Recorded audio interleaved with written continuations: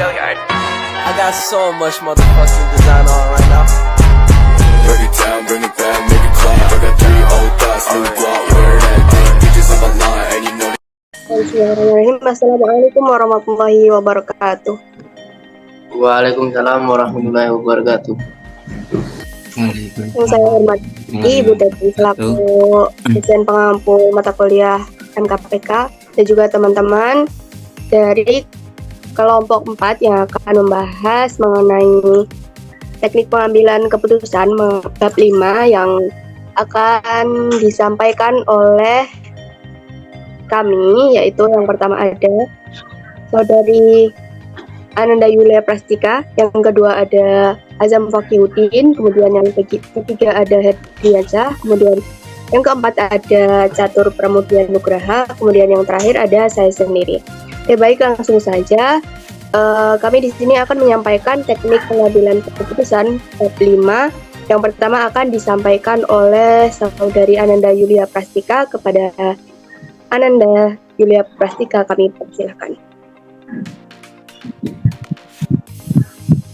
Baik, terima kasih atas kesempatan yang diberikan. Di sini saya akan membacakan materi dari kami.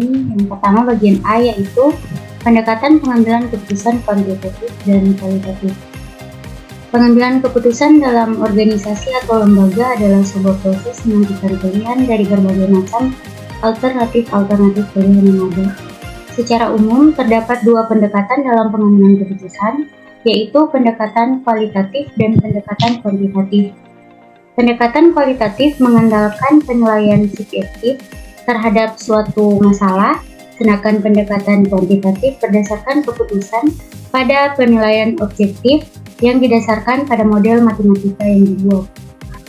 Kemudian, kelebihan metode kuantitatif dapat digunakan untuk menduga atau meramal. Yang kedua, hasil analisis dapat diperoleh dengan pasti dan akurat apabila digunakan sesuai aturan-aturan yang telah ditetapkan. Yang ketiga, dapat digunakan untuk mengukur interaksi hubungan antara dua atau lebih variabel. Yang keempat, dapat menyederhanakan realitas permasalahan yang kompleks dan rumit dalam sebuah model. Kemudian, kekurangan metode kuantitatif. Yang pertama, berdasarkan pandangan anggapan-anggapan. Yang kedua, asumsi tidak sesuai dengan realitas yang terjadi atau menyimpang jauh, maka kemampuannya tidak dapat dijamin bahkan menyesatkan. Yang ketiga, data harus berdistribusi normal dengan skala pengukuran data yang harus digunakan adalah interval dan rasio. Yang keempat yaitu dapat digunakan untuk menganalisis data yang populasi atau sampelnya sama. Yang kelima, tidak dapat dipergunakan untuk menganalisis. Kemudian metode kuantitatif dan kualitatif. Pengambilan keputusan ini sering juga digunakan oleh mahasiswa dan dosen dalam membuat sebuah penelitian. Baiklah, itu pemaparan materi dari saya. Selanjutnya, saya kembalikan kepada moderator. Baik, terima kasih Saudari Ananda yang telah memaparkan materi tersebut. Kemudian yang selanjutnya akan disampaikan oleh Saudara Azam Fakihudin. Kepada Saudara Azam kami persilahkan. Baiklah, materi selanjutnya teknik pengambilan keputusan kreatif. Kreativitas merupakan suatu yang terjadi ketika kita mampu mengatur pikiran kita sedemikian rupa yang siap mengarah pada pemahaman yang berbeda dan lebih baik dari subjek atau situasi yang sedang kita pertimbangkan. Kreativitas berkaitan dengan bagaimana kita membayangkan suatu hal atau melakukan imajinasi. Manusia selalu bertindak merasakan dan bekerja menurut apa yang dia bayangkan tentang diri dan lingkungannya. Kreativitas membuat pengambilan keputusan untuk secara penuh menilai dan memahami masalah, termasuk melihat masalah yang tidak dapat dilihat orang lain, meskipun semua aspek dari perilaku organisasi memiliki kompleksitas. Hal itu sangat benar adanya untuk kreativitas semua dalam kaitannya dengan proses pengambilan keputusan. Osborne memperkenalkan 3 fase utama dalam pemecahan masalah secara kreatif, yaitu pertama, fase penemuan fakta. Fase penemuan fakta meliputi pendefinisian masalah, mengumpulkan dan analisis data yang relevan. Kedua, fase penemuan ide. Fase ini meliputi pengumpulan ide secara kreatif, kemudian mengembangkan ide tersebut dengan memodifikasi dan serta menambah atau mencari informasi lain jika perlu. Penemuan ide dapat diperoleh dengan mengikuti 2 prinsip, yaitu menggunakan kemampuan untuk meninjau masalah dari perkiraan yang berlainan. Kedua,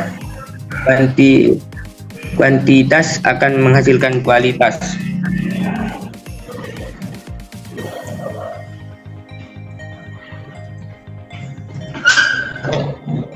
Ketiga, fase penemuan pemecahan tersebut pengujian pemecahan secara tentatif melalui pengujian, pengabdosian, dan penerapan jalan pemecahan yang telah ditetapkan oleh personel yang terlibat dalam usaha pemecahan masalah. Jika ternyata dalam penerapan dan pelaksanaan keputusan tidak tepat atau gagal dalam pelaksanaannya, masih tersedia ide, gagasan, atau pemecahan lain yang dihasilkan oleh para pemimpin, manajer, atau anggota organisasi lainnya dalam penemuan kreatif mereka. Di sini letak pentingnya berpikir kreatif dalam mengambil keputusan, artinya melalui pemikiran. Penemuan pemecahan fase tersebut meliputi pengujian pemecahan secara tentatif melalui pengujian yang kreatif. Segala kemungkinan akan keberhasilan maupun kegagalan suatu keputusan sudah disiapkan sebelumnya.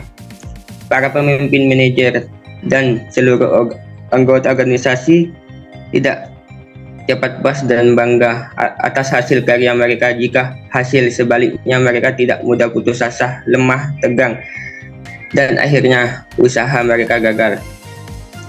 Baiklah, saya kembalikan ke moderator.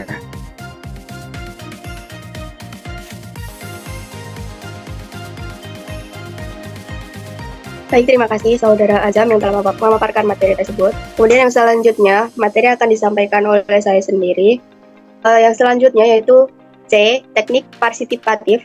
Griffin tahun 2013 mengatakan partisipasi secara teoritis akademis dalam proses pengambilan keputusan merupakan rencana strategis organisasi sebagai salah satu persoalan utama dalam pengambilan keputusan.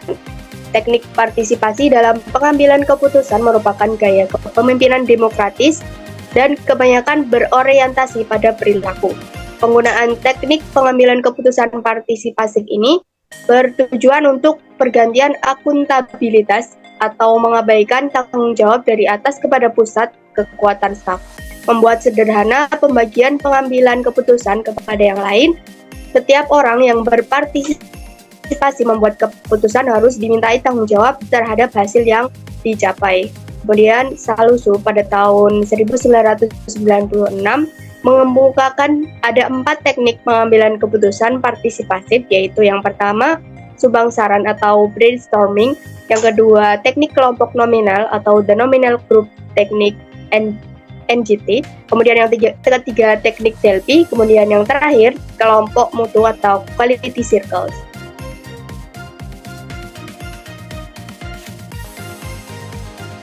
Nah, kemudian dari beberapa tipe pengambilan keputusan partisipatif, Engkoswara dan Komaria pada tahun 2010 mengemukakan 2 pengambilan keputusan partisipasif, yaitu 1. Keputusan terprogram atau program decisions. Keputusan terprogram dibuat berdasarkan kebijakan, prosedur atau peraturan dan kebiasaan yang dilakukan. Keputusan ini bersifat rutin, berulang, dan biasanya organisasi sudah memiliki kebijakan baik tertulis maupun tidak tertulis yang memudahkan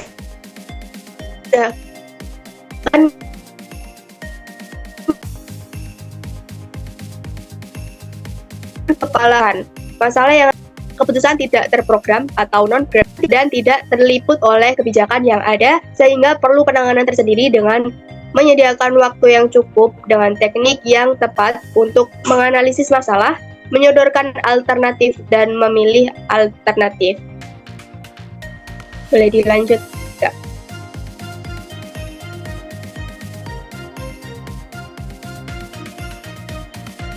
Nah, untuk yang selanjutnya akan disampaikan oleh Saudara Herdiansyah kepada Saudara. Baik, terima kasih. Saya akan melanjutkan materi yang disampaikan oleh Riza Seti. Teknik pengambilan keputusan modern. Dalam era komputer saat ini, di mana berbagai metode kuantitatif untuk pengambilan keputusan telah sangat berkembang dengan canggih dan banyak diterapkan pada berbagai tipe. Keputusan rutin dan terkadang mengandung resiko. Bagaimanapun juga hasilnya perhitungan kuantitatif seharusnya digunakan hanya sebagai salah satu pertimbangan atau informasi dalam pengambilan keputusan, terutama untuk keputusan dasar dan mengandung resiko atau tidak pastian.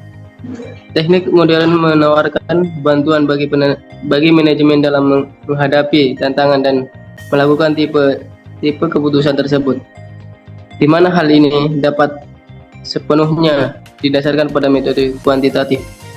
Selanjutnya, proses Emon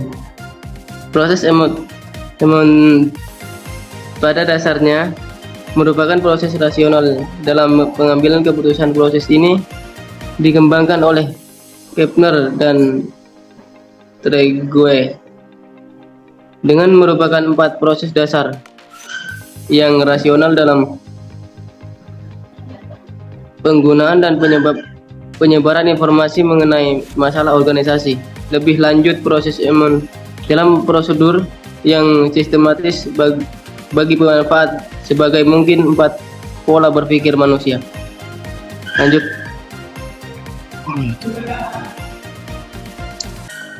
Yaitu yang pertama menilai dan menjelaskan, yang kedua sebab akibat, yang ketiga melakukan pilihan, dan yang terakhir mengantisipasi masa depan.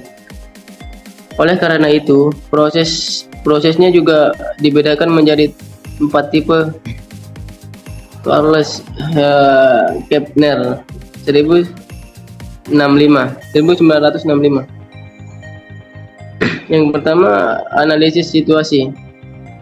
Analisis penelitian situasi didasarkan pada pola pikir rasional. Yang pertama, analisis ini lebih sebagai teknik evaluatif yang memungkinkan para manajer menggunakan sebagai mungkin analisis lainnya, bukan sebagai teknik analisis. Yang kedua, analisis persoalan. Analisis ini merupakan proses rasional kedua yang didasarkan pada pola pikir pola pikir sebab akibat. Proses ini memungkinkan kita dengan cermat mengenali, menguraikan menganalisa dan memecahkan masalah di mana terjadi suatu penyimpangan dari standar yang belum diketahui penyebabnya. Terima kasih. Selanjutnya saya kembalikan ke moderator. Baik, terima kasih Saudara Herdi atas penyampaian materinya. Kemudian penyampaian materi yang terakhir akan disampaikan oleh Saudara Catur. Kepada Saudara Catur kami persilahkan. Analisis persoalan menunjukkan cara untuk mencarikan informasi yang penting dan menyingkirkan informasi yang tidak relevan. Proses ini secara ringkas terdiri dari langkah-langkah sebagai berikut. Pertama, merumuskan persoalan atau pernyataan terjadinya penyimpangan. B. Menguraikan persoalan dalam 4 dimensi, yaitu identitas, lokasi, waktu, dan luasnya masalah. C. Mencarikan informasi penting dan relevan di dalam tempat dimensi tersebut untuk menggali sebab-sebab yang mungkin. Menguji sebab-sebab yang mungkin untuk menemukan sebab yang paling mungkin terjadi. E. Melakukan verifikasi terhadap sebab yang paling mungkin. 3. Analisis keputusan. Analisis ini didasarkan pada pola berpikir penentuan pilihan. Dengan proses ini, kita dapat mengevaluasi berbagai alternatif yang ada dan memilih alternatif terbaik. Langkah-langkah analisis keputusan dapat diuraikan sebagai berikut. A. Merumuskan pernyataan keputusan. Menentukan sasaran-sasaran, yaitu hal-hal atau persyaratan penting yang harus dipenuhi alternatif demi hasil yang diharapkan dengan memperhatikan sumber daya yang membatasi dan ketersediaan data. Sasaran ini kemudian dikategorikan menjadi berbagai sasaran mutlak yang harus dipenuhi dan berbagai sasaran keinginan dengan bobot yang berbeda-beda. Next. B. Mengembangkan dan mengevaluasi alternatif-alternatif. Berbagai alternatif dievaluasi terhadap sasaran mutlak dan sasaran keinginan. Alternatif yang tidak memenuhi sasaran mutlak digugurkan dan tidak dimasukkan dalam pertimbangan selanjutnya. Yang C. Menganalisa konsekuensi atau resiko yang merugikan untuk setiap alternatif yang menyangkut kegawatan resiko. Pilihan terakhir ditentukan atas dasar hasil evaluasi alternatif dan analisis konsekuensinya. Yang keempat, analisis persoalan potensial. Merupakan proses rasional yang didasarkan pada antisipasi kita terhadap peristiwa yang mungkin terjadi dan yang dapat terjadi di masa yang akan datang. Proses ini memungkinkan organisasi bertindak lebih aktif menentukan masa depannya dengan menggunakan apa yang kita ketahui untuk menghindari konsekuensi negatif yang mungkin timbul. Analisis persoalan dilandasi pemikiran bahwa mencegah timbulnya persoalan lebih efisien daripada memecahkan suatu persoalan yang dibiarkan berkembang. Next.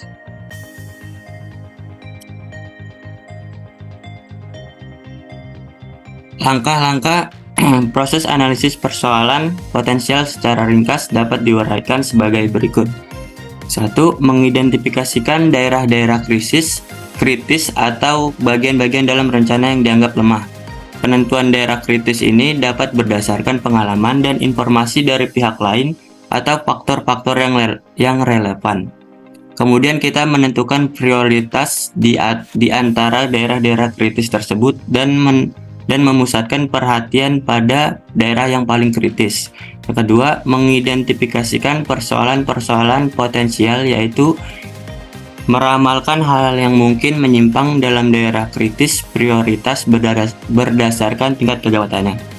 Ketiga, mengidentifikasikan sebab-sebab yang mungkin dari persoalan potensial yang diidentifikasikan masalahnya. Dalam tahap ini, kita juga mengidentifikasikan tindakan pencegahan agar persoalan tidak terjadi. Yang keempat, mengidentifikasikan tindakan-tindakan penanggulangan. Bila tindakan pencegahan gagal, tindakan penanggulangan harus dilakukan untuk mengurangi akibat penyimpangan. Terima kasih. Oke, baik. Terima kasih Saudari Catur dan juga teman-teman Saudara Catur, maaf, dan juga teman-teman atas penyampaian materinya mengenai teknik pengambilan keputusan. Kemudian di sini saya sebagai moderator undur diri. Apabila ada kesalahan kata, saya mohon maaf. Billahi fisabilil haq, fastabiqul khairat. Wassalamualaikum warahmatullahi wabarakatuh.